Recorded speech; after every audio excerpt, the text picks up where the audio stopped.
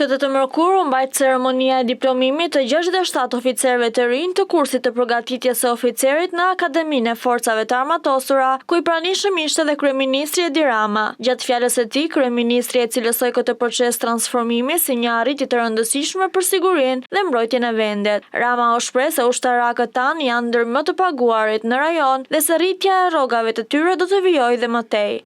Dhe nuk ishin asnjë perspektivë përpara për se si gjërat do ndryshojnë. Sot ne kemi forcat më të mirë paguara të rajonit dhe nuk do të ndalemi në asnjë vit së rrituri pagave të tyre, sepse ambicia është që në Shqipërinë 2030 forcat tona të armatosura të jenë të paguara sa mesatarja e forcave të Aleancës së Atlantikut Veriut.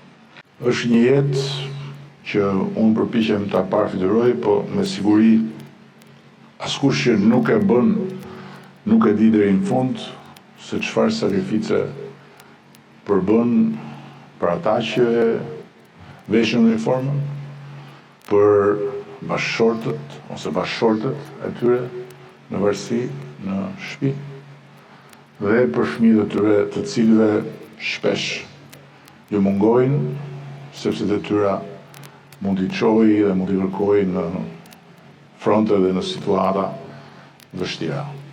Më tej, Rama përmendi statusin e ushtarakëve, ku theksoi se së shpejti do të ketë një lajm të shumëpritur për forcat e armatosura.